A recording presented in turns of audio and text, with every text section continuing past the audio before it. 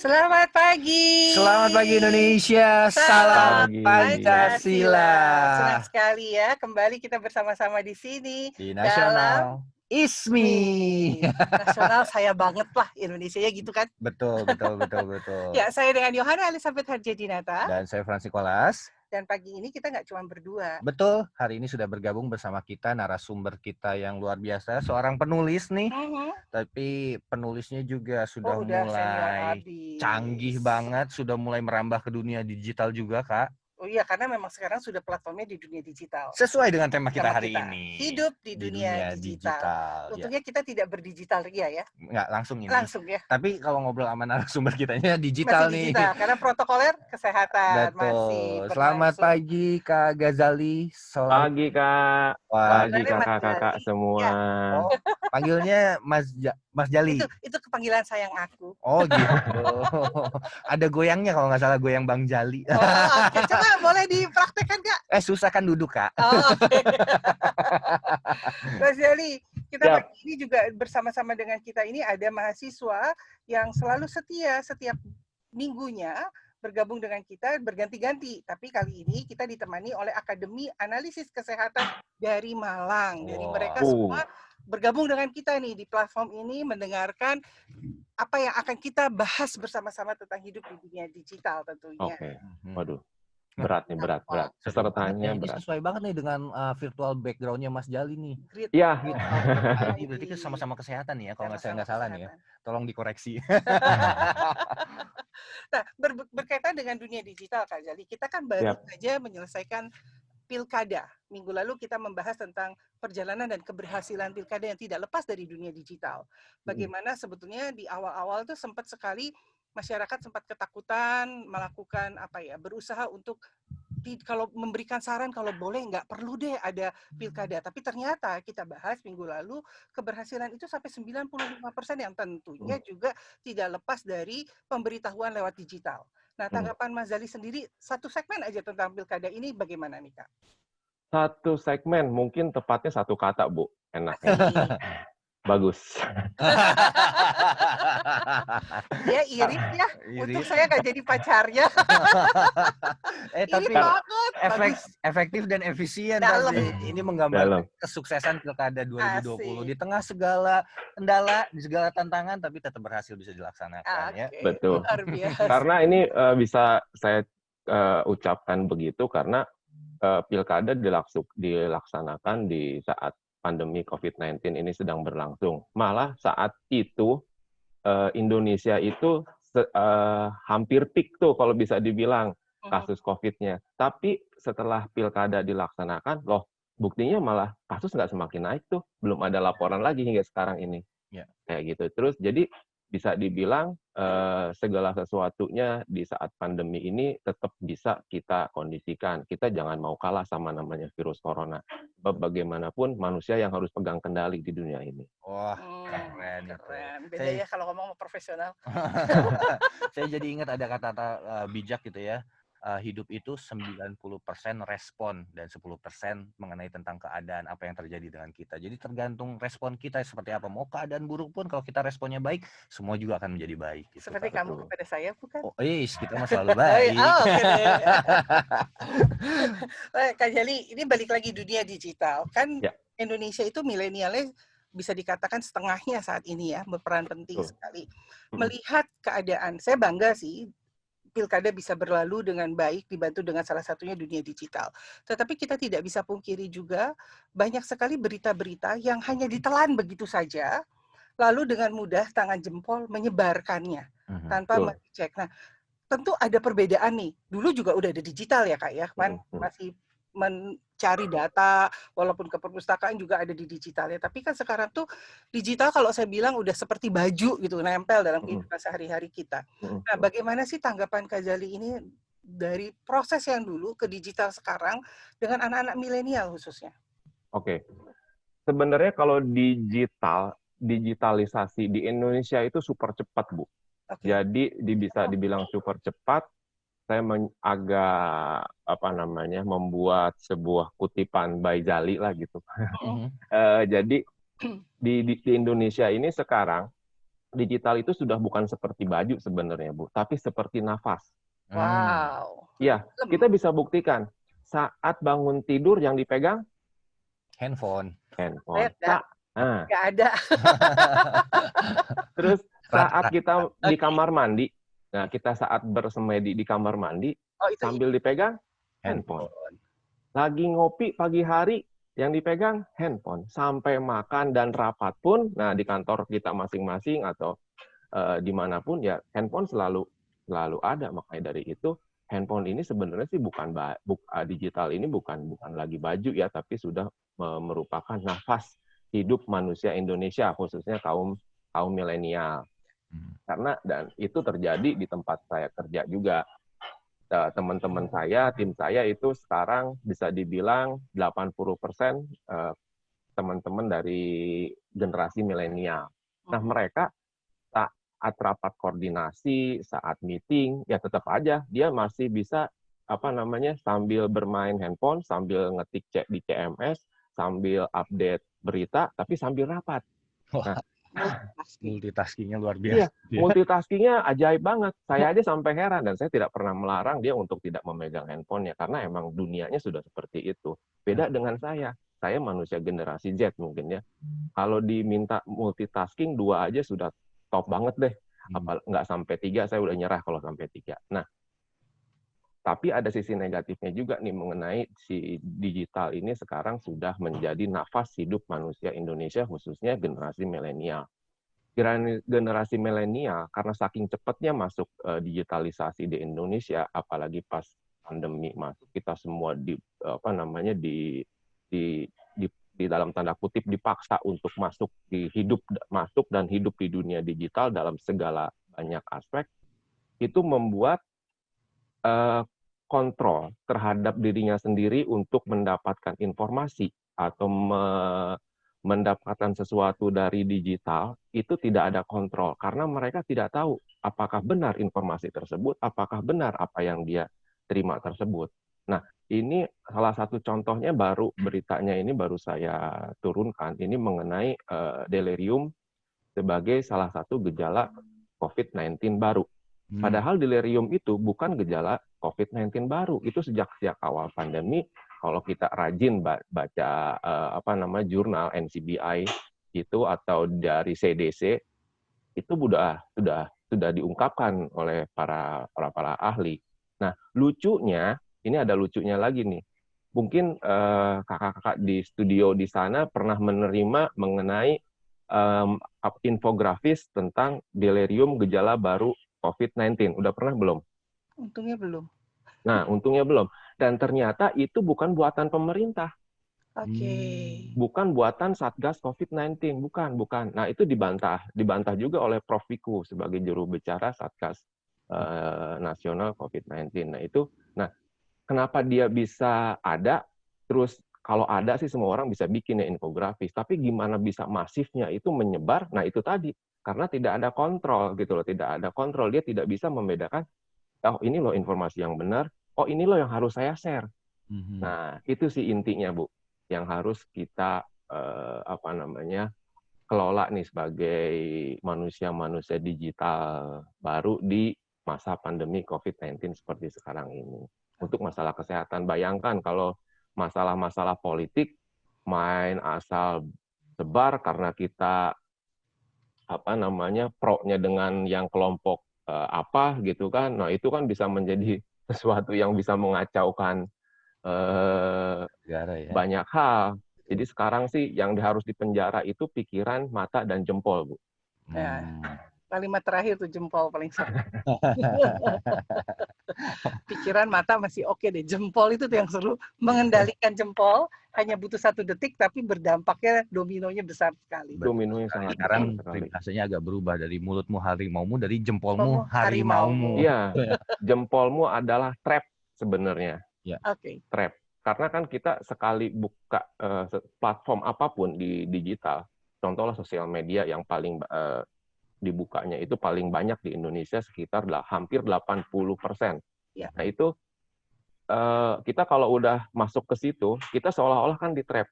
segala yang masuk kita baca, apalagi hal-hal yang sensitif, apalagi hal ini baru, apalagi hal ini kita lihat viewersnya, banyak banget nih, berarti bener nih viral gitu kan, kita share supaya kita seolah-olah menjadi manusia up to date gitu. Padahal yang di-share adalah salah.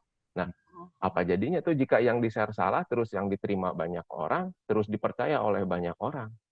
Iya, seolah-olah itu yang jadi kebenaran ya. Itu seolah-olah jadi kebenaran. Nah itu makanya sekarang agak susah sekali. Itulah yang harus kita bedah sebenarnya, Bu. Gimana caranya bisa orang-orang milenial itu menjaga jempolnya, menjaga matanya, menjaga pikirannya. Tetap literasi dibutuhkan, namun di digital ini beda dengan literasi kalau kita baca buku. Baca buku, pembuatnya itu membuat satu buku. Kalau saya bikin buku dulu lagi masih menjadi wartawan cetak, saya kan selalu bikin buku, itu setahun saya bisa menerbitkan 2 buku. Wow. Itu prosesnya itu 1 buku aja lama gitu loh, bikin tornya aja lama gitu loh, bisa 3 bulan, 6 bulan. Jadi kalau buku sih menurut saya masih bisa lebih dipercaya, walaupun penulisnya baru, daripada di dunia digital orang yang bikin infografis, anak usia SMA pun sekarang bisa. Betul. Nah, itu yang lebih bahayanya di situ. Dan share-nya itu lebih masif dan lebih cepat sekali. Beda dengan buku, perjalanannya kan panjang kalau buku. Udah dipajang di toko buku ternama pun, orang belum tentu beli. Karena melihat buku itu orang tergantung minat ya. Iya. Nah, minat baca di Indonesia, aduh, tipis sekali. Nah, tipis sekali. Tapi kenapa digitalnya tinggi, Bu?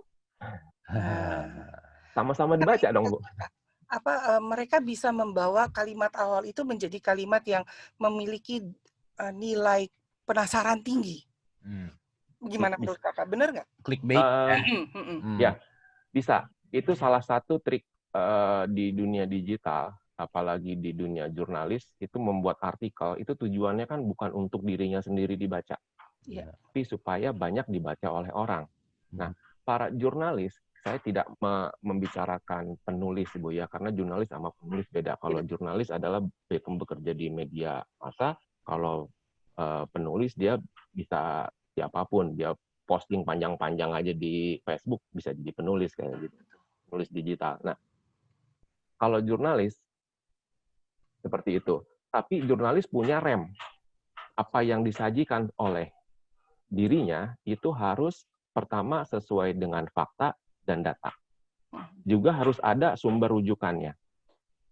Nah, itu yang harus kita pegang saat kita membaca informasi-informasi atau berita-berita yang bertebaran di dunia maya atau di dunia digital. Kita lihat artikelnya, kita tertarik, memang sudah disetting seperti itu oleh jurnalis supaya orang banyak tertarik. Tapi kita pas sudah masuk di kontennya, kita lihat apakah sesuai fakta, apakah ada datanya, apakah ada sumbernya, lihat lagi sumbernya kredibel tidak. Nah, terus tuntas tidak dia membahasnya. Nah, kalau tidak tuntas, bisa jadi si jurnalisnya itu sebenarnya nggak ngerti apa yang dia tulis gitu loh. Nah, itu bahaya juga kalau seperti itu. Demikian, Bu. Ya, ini pasti penting banget nih buat teman-teman yang sedang. Tapi saya mau protes. Kenapa? Dari tadi dipanggil Bu. Ya ampun, dari tadi ngomong sepanjang lebar, cuman yang nangkep itunya doang. Bu. Ya, jadi saya panggilnya apa dong? Kakak deh. Oke deh Kakak ya. Oke deh Kakak ya. Kan kelihatan bukan milenial, nanti kita kan bahas milenial. Oke, siap. Ngomong-ngomong Kakak, ini Kakak perempuan kita ini, beliau sebenarnya narasumber loh saat saya di media cetak. Beliau narasumber teman-teman saya untuk bahan konten di media cetak di grup kami di Kompas Gramedia. Wah. KKI buka-buka. Kita balik fokus, Kak. Oke, siap. Baik, Kak Jali. Tadi kita sudah mendengar potensi bahaya dari digital era yang sedang kita hidupi saat ini gitu. Nah, tentu kuncinya adalah keseimbangan ya. Gimana sih cara kita menjaga keseimbangan dari produktif dengan konsumtif gitu. Dari yang positif dan juga negatif tentunya. Nah, ini punya trik tersendiri nggak sih untuk menyeimbangkan konsumsi digital kita supaya kita bisa tetap hidup, nggak di sebelah-sebelahan tapi sibuk main handphone gitu ya. Kamu nyindir saya ya? Enggak. Kan hatiku tetap padamu.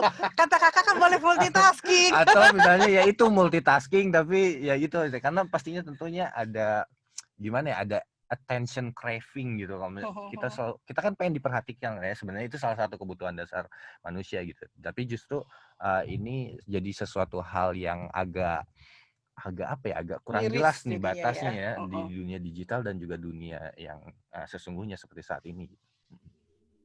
Gimana nih Kak? Tipsnya bukan tips ya. Jadi kalau sharing saya, kalau kita di dunia digital, pertama kalau kita di sosmed, kalau menurut saya sih ini mungkin salah juga. Tapi kalau itu menurut saya, karena ini saya berbicara ini berdasarkan pengalaman menjadi jurnalis mulai dari era cetak, juga suka menulis buku hingga sekarang di digital. Saat untuk konsumsi berita, pilihlah dari tempat-tempat yang kredibel. Kalau untuk sekedar sharing-sharing, batasilah pertemanan di platform akun yang dimiliki, baik Instagram, Facebook, dan segala macamnya. Karena kalau open public itu semua orang bisa lihat, semua orang bisa komen. Yang tadinya kita cuman bercanda-bercanda, kita orang kayak makan di mall, itu bisa menjadi impact yang menyakitkan bagi semua orang. Yang dia itu memang nggak ada tujuannya ke semua orang gitu loh. Tapi dia salah setting akunnya. Kenapa di public gitu? Kenapa untuk public? Kalau untuk private ya private aja. Makanya dari itu akun-akun sosial media kita semua sebaiknya dibatasi. Dibatasinya kalau kita mau bisnis ya di public gitu loh. Kalau kita cuma sekedar hahaha atau kita mau bangun akun yang diskusi apalagi hal yang sensitif ya batasi saja. Hanya orang-orang tertentu yang sepemahaman dengan kita, yang tidak sepemahaman pun tahu karakter kita supaya nantinya tidak ada salah terima. Karena harus diingat, dasar sebuah artikel atau dasar sebuah tulisan itu tidak bernada. Tulisan itu tidak berirama. Jadi flat. Kalau kita mengetik sesuatu, itu saya nggak nyinggung orang nih, saya nggak marahin orang nih, nggak ada maksud nih, gitu kan. Tapi diterima sama A, B, C, D, E, F, G, H, I, J, orang-orang itu bisa berbeda. Contoh si J lagi kesel nih, dia akan membaca itu dengan nada negatif, ya akan impact-nya akan negatif. Nah, jadinya kalau itu dia komen terhadap si A yang memposting tersebut, pasti akan berantem ujung-ujungnya, ya nggak? Dan itu harus diingat, si artikel, si postingan itu tidak bernada dia. Beda dengan video, kalau video itu bernada, tapi di balik itu pun kita tidak tahu. Makanya kita harus gampangnya setiap kita melihat konten-konten, kita harus hati-hati sebagai penerima konten karena mereka tidak bernada. Beda dengan kita ada interaksi langsung seperti ini. Kalau saya ngomongnya kesel kan ketahuan nih walaupun bahasanya baik, ya nggak? Tapi kalau sebuah konten itu kita nggak bisa tahu apakah dia kesal, apa dia marah, apa dia jengkel, atau gimana kita nggak tahu. Nah itu harus hati-hati. Itu aja. Jangankan ke halayak umum ya, kadang-kadang ke pasangan juga WhatsApp gitu ya. Adanya sih sebenarnya di dalam pikiran saya gitu baik-baik aja, tapi diterima oleh istri saya beda loh Kak. Kok kamu Mumpung ada kesempatan masuk nih. Nanti saya sampaikan kalau gitu. Benar. Kakak tadi saya tertarik sekali dengan statement kalau bedanya penulis dengan jurnalistik. Jurnalistik ada pakemnya, ada remnya. Nah, apakah pakem dan rem ini juga perlu kita memberikan literasi digital kepada anak-anak sekarang gitu ya, sehingga sebagai penulis pun tetap harus ada pakem dan rem gitu loh. Nah, sejauh apa sih pandangan kakak terhadap pakem dan rem terhadap anak-anak milenial tadi gitu, karena memang tadi kalau saya dengar kalau tidak salah tolong koreksi, di Siberkreasi sendiri lebih banyak mendapatkan kalimat-kalimat atau berita-berita yang tidak benar tetapi sudah tersebar di mana-mana dibanding kalimat yang atau berita yang baik sebetulnya. Ya, wajib sih kalau menurut saya. Sebenarnya kalau untuk penulisan itu hasil tulisan antara penulis sama jurnalis itu semuanya harus berdasarkan tadi pakem yang telah saya sebutkan sebagai seorang jurnalis. Karena itu sebenarnya basic, karena apa yang kita buat, konten yang kita buat, itu kan untuk orang, kecuali untuk diri sendiri itu nggak masalah mau gimana pun. Nah, supaya itu tidak terjadi, makanya setiap kita mau posting atau kita mau sharing, yang gampangnya kan sharing, kalau Indonesia itu lebih banyak sharing daripada posting. Daripada dia bikin konten sendiri, dia lebih suka sharing, terus sharingannya itu dia post, tapi ditambahin komen-komennya versi dia. Nah, itu yang bikin banyak kontroversi akhirnya di situ tuh. Maka dari itu, setiap segala sesuatunya kita harus pikirkan dulu, apakah ini sesuai dengan fakta, kembali lagi, ada datanya, terus sumbernya gimana nih? Nah, kalau kita mau komen juga, mengkomen sharingan yang kita yang kita ambil dari orang lain, kita harus lihat dulu referensinya, literasinya atau literaturnya ada tidak gitu loh. Karena kalau tanpa itu berarti kita kan sama dengan omong kosong. Kalaupun nanti terjadinya debat, kalau ada background literatur yang sahih, yang kredibel, debatnya pun enak kan. Daripada kita debat yang selama ini terjadi di sosial media, kebanyakan adalah debat kayak debat kusir gitu loh, nggak ada ujungnya. Yang satu ngomongin apa versinya dia, yang satu ngomongin apa versinya dia. Kalau sama versinya sendiri-sendiri ya, kalau kata saya sih hidup aja di dunia sendiri, jangan ngajak-ngajak. Ya. Kak, ini saya barusan sekilas browsing nih tulisan-tulisannya kan dari Kak. kamu juga multitasking. Tapi sambil nyimak juga, Kak. Saya melihat tulisannya Kak Jali ini diposting 2 jam yang lalu, 3 jam yang lalu, terus ada 23 jam yang lalu. Ini nulisnya kapan? Ini cepat banget sekali jeda di antaranya. Saya kayak nulis satu artikel aja bisa 3 hari. Nah, itu hari. Makanya bedanya. Bedanya profesional dan yang baru belajar. Ya. Sebenarnya kalau untuk menulis itu semua orang bisa. Karena buktinya kita bisa membuat postingan Instagram, bisa membuat postingan Facebook. Cuman bagaimana kita bisa mengolah sebuah postingan itu menjadi konten atau konten artikel. Nah, itu kita harus perlu latihan. Orang yang sudah latihan pun itu tadi seringkali ya tadi seperti yang kita telah bahas bersama bahwa nggak tepat juga jadinya dia membuat kontennya. Salah satu ini gini, saya contohin ya, yang sekarang ini sedang dibereskan di tempat saya ini khususnya, kita jangan lagi menggunakan kalimat-kalimat yang provokatif. Contoh untuk ditemukan obat COVID gitu kan. Kalau ngomongin viral berarti harus ada datanya dong. Betul. Ya nggak? Viral itu. Nah, sampai sekarang yang disebut viral itu belum fix. Betul. Berapa viewersnya, berapa subscribernya, sudah di-share ke berapa orang. Kita tiba-tiba ngomong viral. Nah, berarti kan kalau udah begitu, berarti si penulisnya tidak melenceng dari pakem atau kaidah jurnalistik. Dan itu bisa dipakai oleh siapapun sih sebenarnya. Supaya semua konten digital yang kita buat itu menjadi baik. Kalau konten baik, impact-nya di dunia digital, negara pun akan baik sih sebenarnya. Nggak rame kayak sekarang. Ya kalau mau nyinggung sedikit, maaf, tentang kasus tragedi gitulah, tragedi A, kita nggak sebutin di mananya ya. Tragedi A, kalau nggak ada manusia-manusia yang ahli bikin konten negatif, tentu akan clear. Ya, setuju.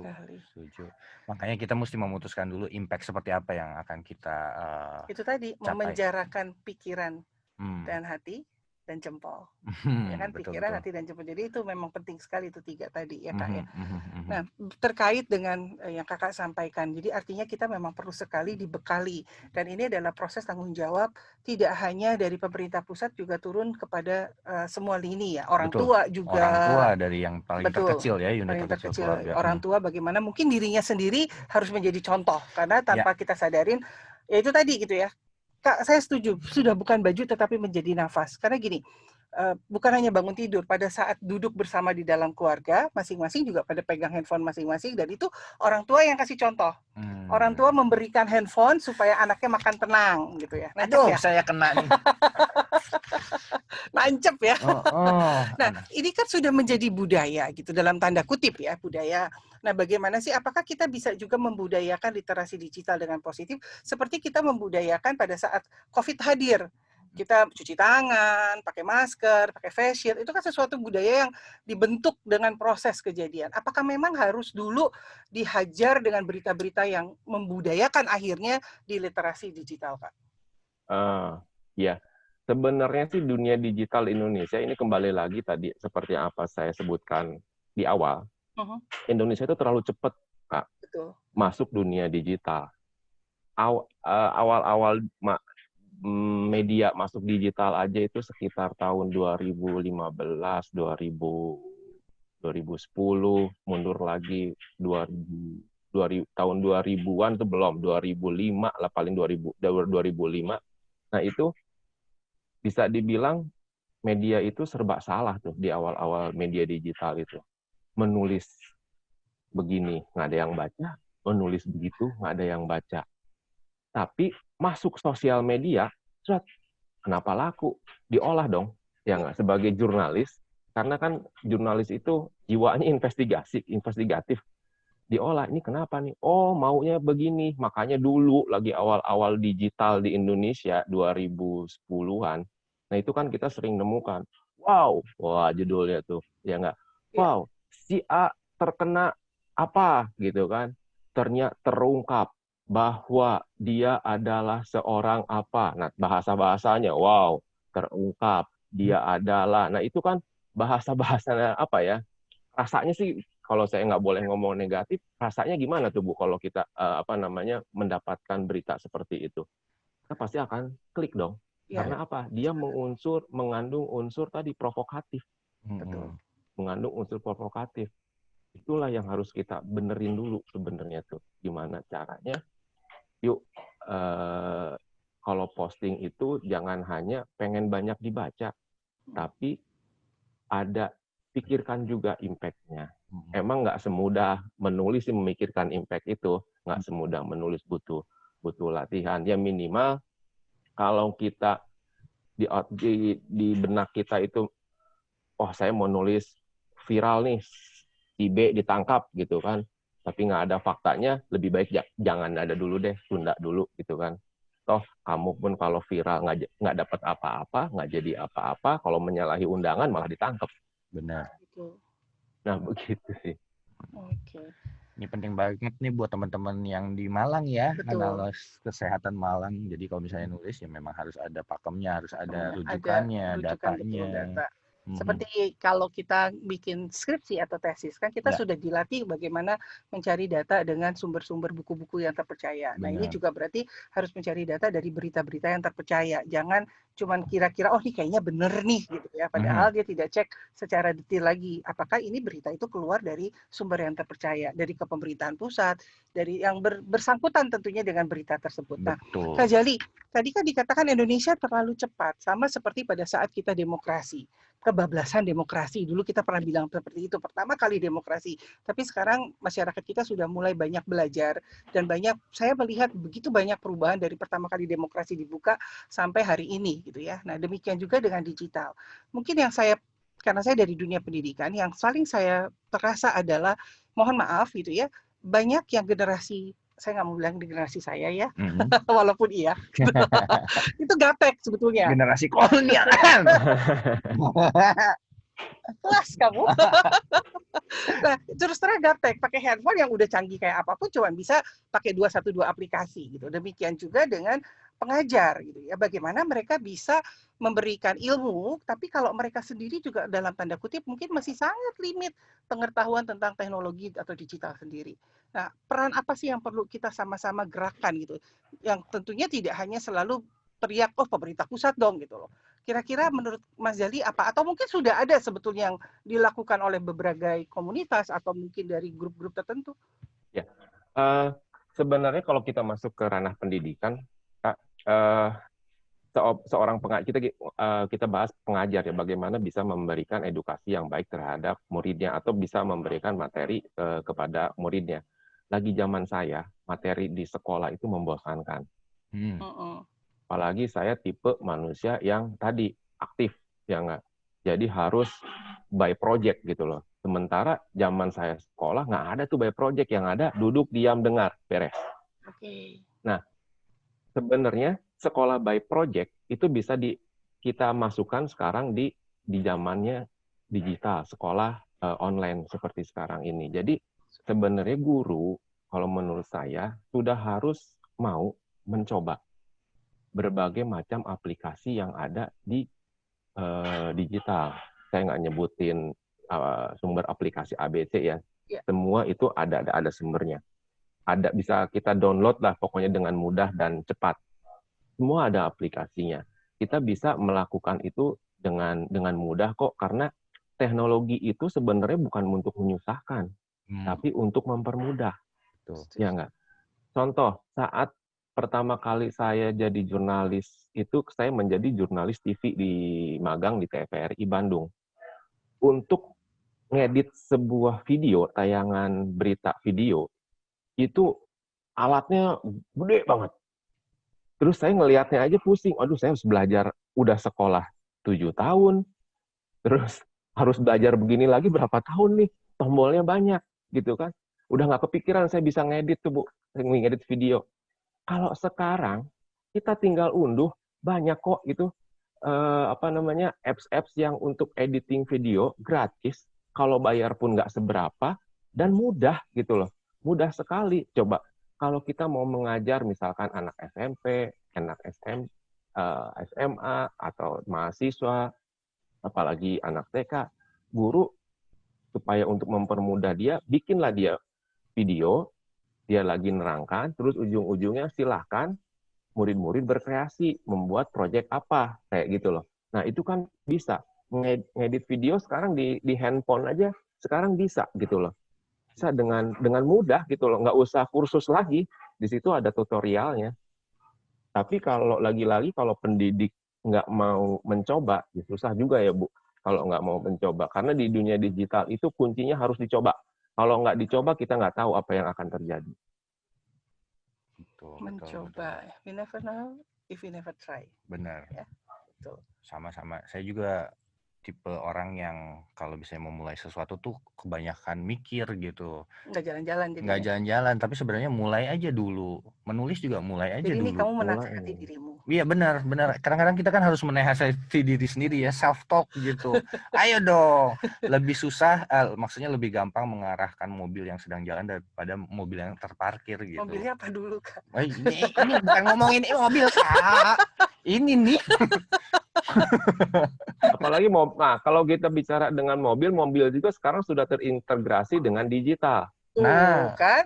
Iya. Nggak salah kan? Pilih nih narasumbernya. Semua bisa disambungin. Enggak, kebetulan saya hobi otomotif. Saya selain jadi jurnalis, hobi saya otomotif. Jadi saya juga mempelajari banyak tentang otomotif. Contoh nih di digital sekarang. Sekarang kalau di tempat parkir sempit kayak di mall-mall gitu kan banyak. Nah, sekarang kita ada mobil BMW. Nah, tipenya nggak usah saya sebutin, nantinya kan iklan dia. Kalau mau iklan sih nggak apa-apa. Kita minta kasih ini invoice. Nah, jadi kalau kita susah masuk saat di tempat parkir, kita bisa memajukan mobil itu sampai keluar dari tempat parkir dari handphone, baru kita bisa masuk. Wow. Baru tahu saya. Soalnya kita nggak punya, jadi kita nggak tahu. Saya setuju, berarti memang terlalu cepat. Soalnya saya ngalamin yang zaman disket yang gede itu tuh. Terus disket yang kecil tuh udah canggih banget. Terus USB, wah, laser disc, DVD. Udah macam-macam ya. Sekarang udah. Benar-benar. Memang terlalu cepat. Tapi bagaimana menurut Kak Jali kecepatan ini diserap oleh masyarakat Indonesia? Apakah penyerapan itu ditelan mentah-mentah atau memang juga sebetulnya penyerapan itu ada proses-proses di bagian-bagian tertentu?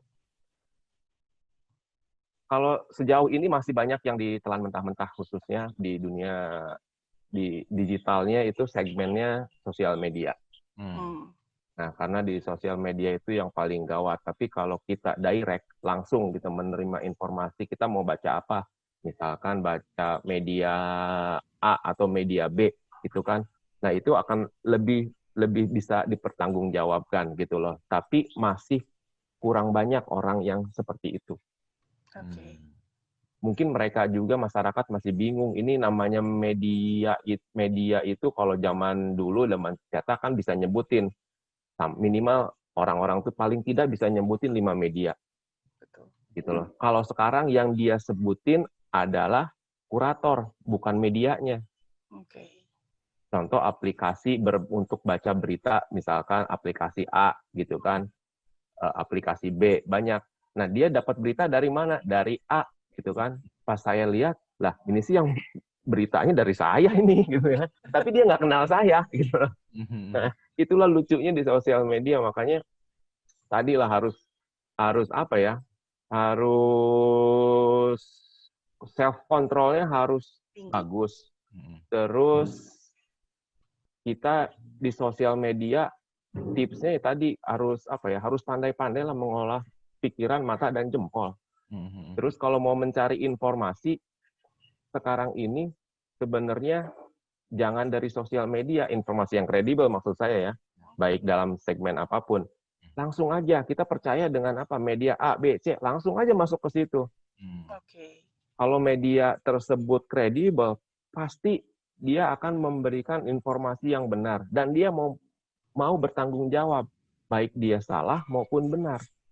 Dan kalau salah pun kita bisa komplain kok dengan cepat ke mereka, gitu loh.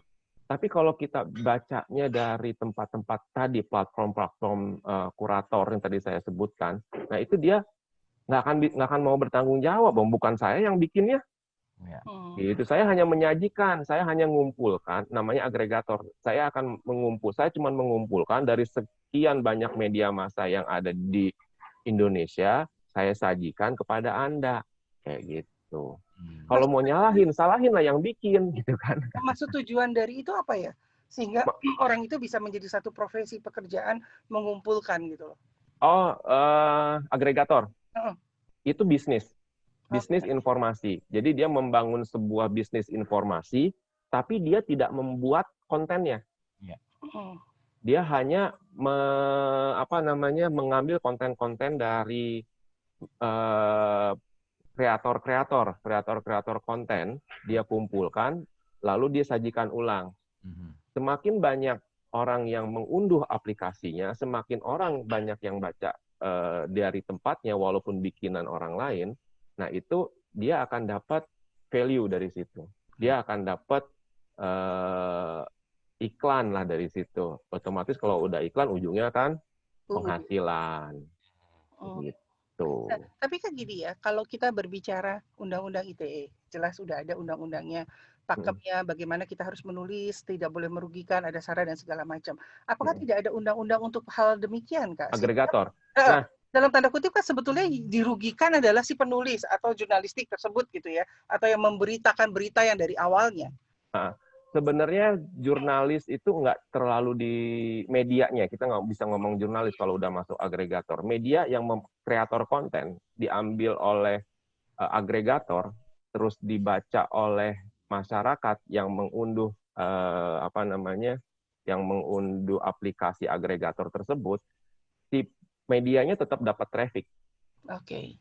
Tetap dapat traffic, si agregatornya pun tetap dapat traffic. Jadi sebenarnya dua-duanya diuntungkan. Cuma tinggal gimana banyaknya yang akan yang akan baca konten tersebut. Oke. Kalau sampai agregator aja, cuman media biasanya cuma dapat traffic aja, tapi tidak bisa dapat value lebih. Beda dengan kalau dapatnya secara langsung. Begitu.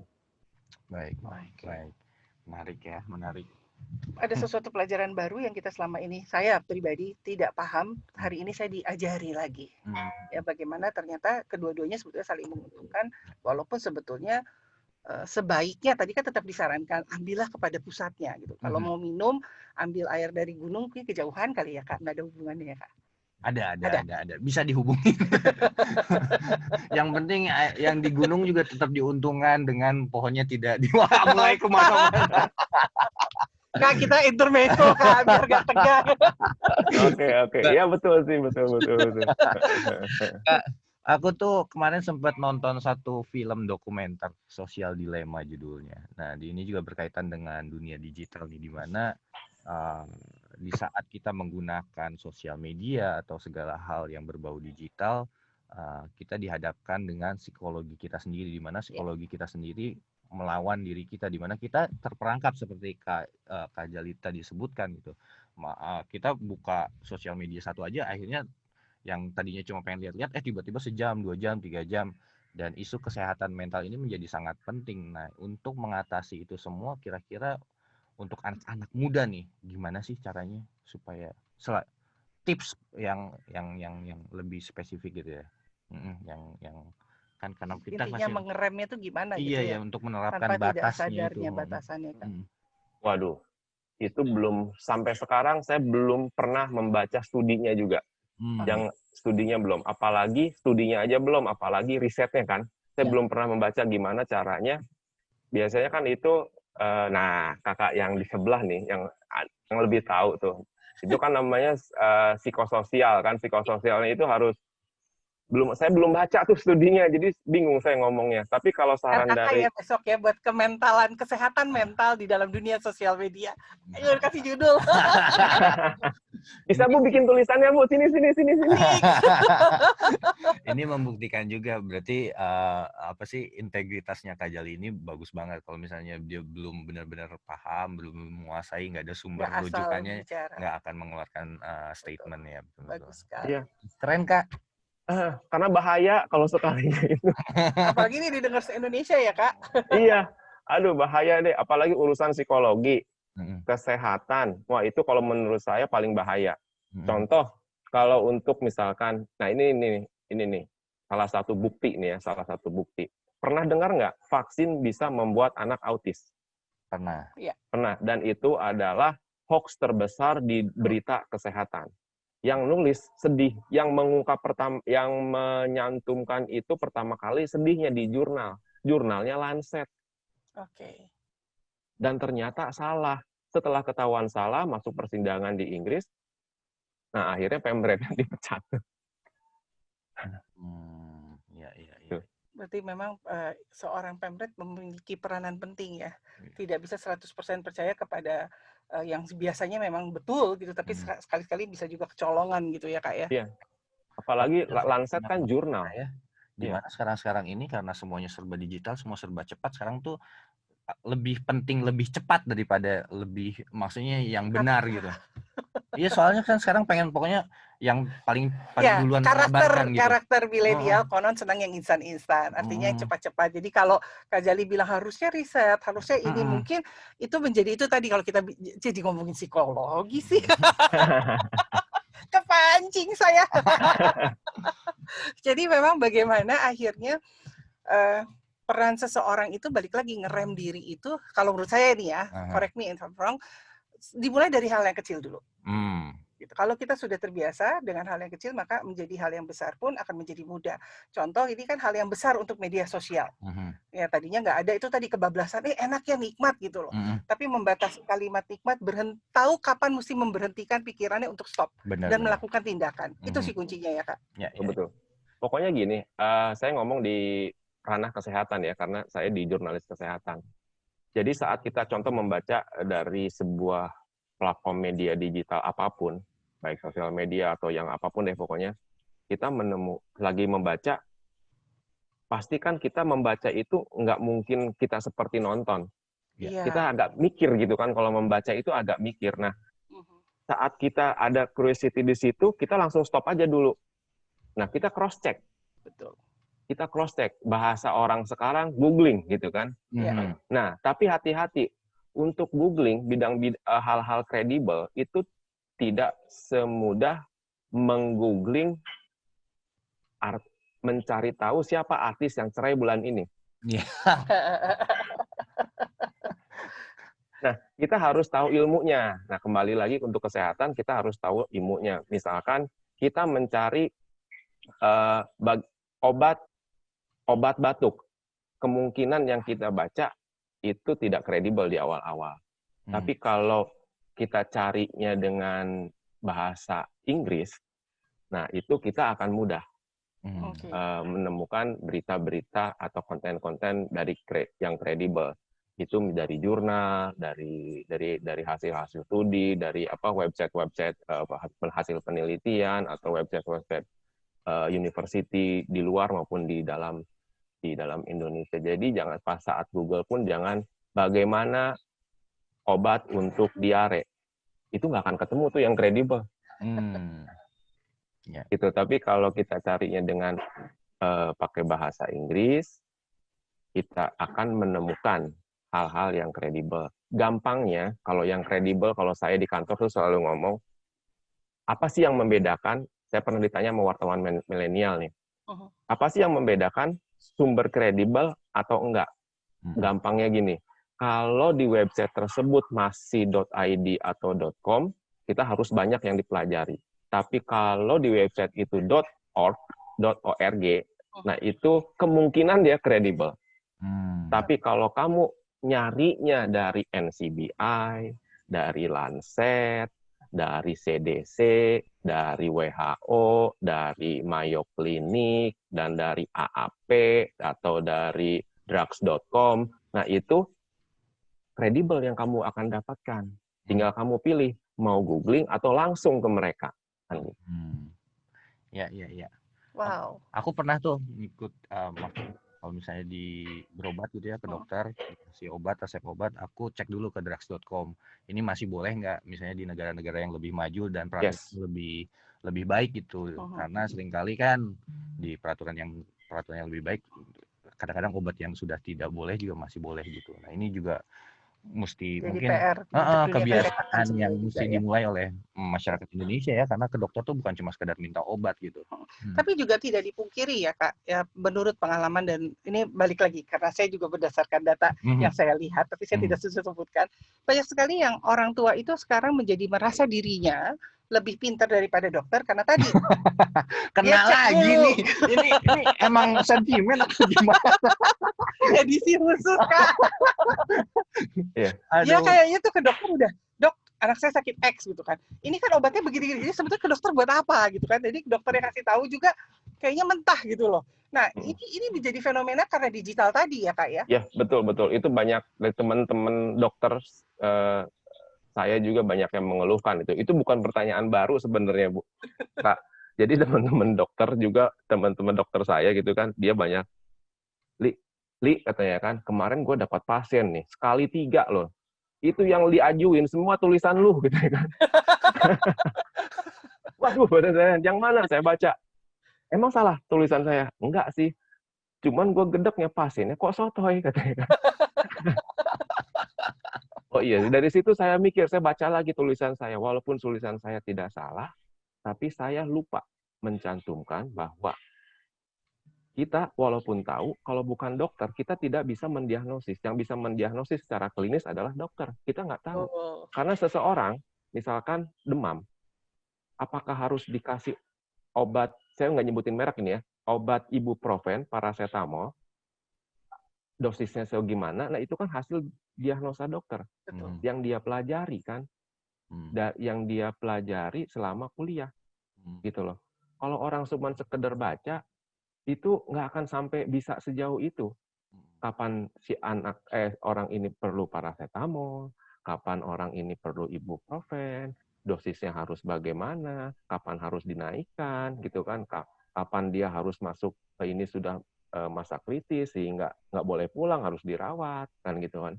Kalau kita sotoy baca misalkan tulisannya Jali, wah kalau demam tidak perlu dirawat, cukup minum ibuprofen karena yang dampak negatifnya paling rendah gitu kan. Udah minum.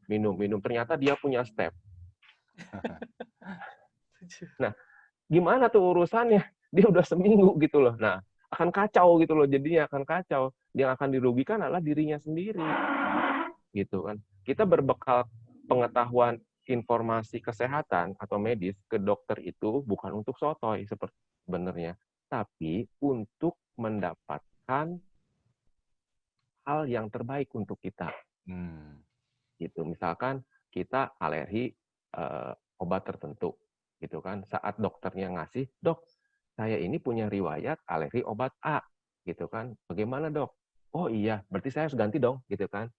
Nah, setidaknya gini, kalau kita tahu ilmu melek informasi kesehatan, saat ke dokter kita bisa tanya, "Dok, diagnosnya apa terhadap saya?" Nah, kita bayar ke dokter itu yang harus didapatkan, yang harus dibawa pulang sebenarnya. Bukan resep, karena tidak semua penyakit harus diobati. Gitu, Bu. Terima tuh ya. kasih, saya Diagnosa, sudah Kakak. belajar banyak banget dan diingatkan. Kerendahan hati itu memang penting ya, nggak boleh sotoy ya. Jadi kamu suka Lamongan atau Ambengan? Soto, Kak. Itu soto ya? Bukan sotoy. Wah, kalau gitu. Emosi ya kadang-kadang. Emosi. Kadang-kadang orang sabar tuh minta sabar sama Tuhan tuh memang nggak dikasih kesabaran langsung. Dikasih orang-orang yang seperti saya memaksa untuk kita sabar. Tapi memang jadi saya kebayang tuh lucu. Tapi lucu juga ya, saya kebayang nih kalau saya jadi pasiennya. Terus saya datang ke dokter. Loh, orang kata yang nulis ini keren loh. Mas Jali ini pintar loh gitu ya. Kok dokter malah lawan gitu. Terus ternyata temennya. Kata temennya, waduh kacau, dunia kecil. Itu kebayang sih. Jadi jelas sekali kalau kita bisa simpulkan sama-sama, akhirnya hidup di dunia digital itu sudah mempengaruhi semua lini efek. Dari kesehatan, dari otomotif, dari dunia pendidikan, bahkan ke pemerintahan, pilkada gitu ya. Ini semua mau nggak mau terjun di dalamnya.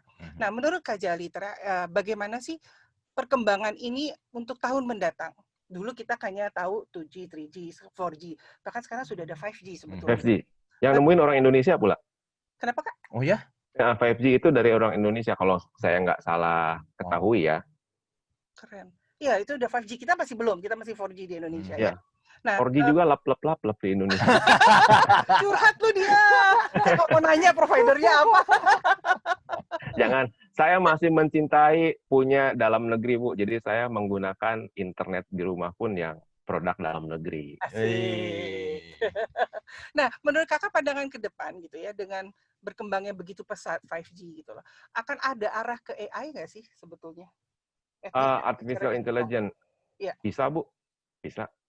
Sangat bisa. Malah di dunia medis, nah ini kita yang agak lebih menegangkan kalau AI itu di medis nih. Nah, itu sekarang sedang diuji cobakan. Wow. Ya, sedang diuji cobakan. Malah kemarin media di tempat kami di Kompas itu ada satu media namanya Next Trend. Ini bukan promosi ya, Bu. Membahas membahas mengenai hal itu di webinar itu 2 minggu yang lalu deh kalau nggak. Udah itu sudah. Malah sederhananya kan sebelum kita bicara di sini beberapa tahun ke belakang, 3 tahun ke belakang, termometer digital di handphone juga udah ada, Bu. Iya, betul. Cuman akurasinya aja nyebelin.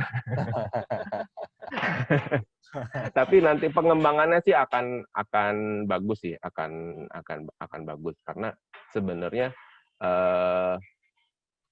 anamnesa itu kan bisa dilakukan seperti sekarang ini kalau melakukan anamnesa. Kecuali kita mau klinis tapi klinis pun sekarang gimana ya untuk pakai tekanan darah bisa di digital. Bisa sih, Bu, sebenarnya bisa. Tinggal cek lab sama radiologi mungkin yang nggak bisa itu jarak jauh. Anamnesa yang saya pastikan itu bisa. Anamnesa bisa melalui digital anamnesa. Yang lainnya kemungkinan sih bisa. Apalagi hal-hal yang lain ya. Kalau di dunia otomotif sekarang udah kita mau tune up nggak kayak zaman dulu. Harus kotor-kotoran mekanik. Sekarang colokin laptop, terus setting semua. CO-nya berapa, up-nya berapa, timing-nya berapa, konsumsi bahan bakar berapa, beres. Mekaniknya nggak kotor, bersih. Betul. Cakep-cakep. Iya, wow. Artinya memang mau tidak mau, kita wajib dan harus memperkaya ilmu digital kita dengan hal-hal yang positif. Benar, ya kan? supaya kita nggak ketinggalan ya. Betul, jangan ketinggalan cinta. Tapi cinta harus terus berkembang. Betul. Demikian juga cinta terhadap digital. Ya. Asik. Bisa masuk. Kak, terakhir ada pesan khusus nggak buat generasi atau bangsa Republik Indonesia khususnya yang saat ini mendengarkan? Nggak terasa, Kak, sudah 1 jam kita ngobrol. Oh iya ya. Oh iya, dari jam 11, udah jam 12 lewat. Aduh, senang sekali kalau ada begini nih.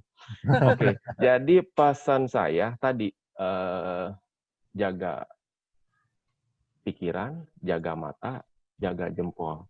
Jika ingin menjadi masyarakat digital yang baik, itu harus dilakukan 3 hal itu. Dan jadikanlah digital itu sebuah bukan dunia baru, tapi dunia yang berdampingan dengan dunia realita. Karena ini nggak bisa dipungkiri, kita berjalan beriringan sekarang, Bu. Habis ini kita close, kita masuk lagi dunia realita, kan? Nah, itu karena ini berjalan beriringan. Digital nggak salah sih, Bu. Sebenarnya nggak ada yang salah, tools yang nggak salah. Tapi yang menggunakannya nih yang belum bijak, yang menggunakannya yang belum belajar.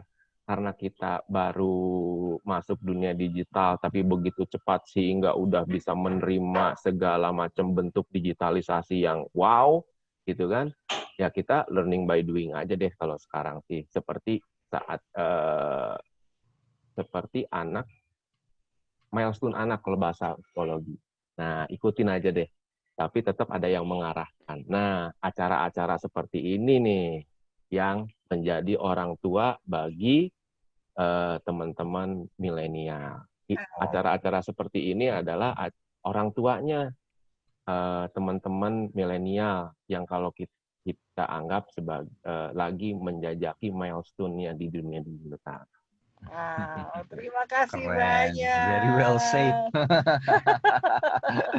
Kami juga mengucapkan terima kasih untuk pihak-pihak yang mendukung jalannya acara Nasional ISMI pada hari ini. Terima kasih untuk Kementerian Dalam Negeri, Yayasan Benang Merah Putih, Yayasan Pandu Pemimpin Cinta Bangsa, Tandaseru.id, Heartline Radio Network, Bank Sentral Asia atau yang kita kenal dengan BCA, dan juga indonesiapersada.id. Iya, dan terima kasih untuk tamu kita yang spesial, Mas Jali. Terima kasih, Terus sukses, berbagi, jangan sehat kapok. terus. Siap, Kegiatan yang seru ya, Kak. siap. Nggak kerasa udah 1 jam. Iya, betul. Betul. Enak sih ngobrolnya. Akhirnya saya Yohana Elizabeth Harjadinata Dan saya Francis Kolas. mengucapkan salam Pancasila. Pancasila.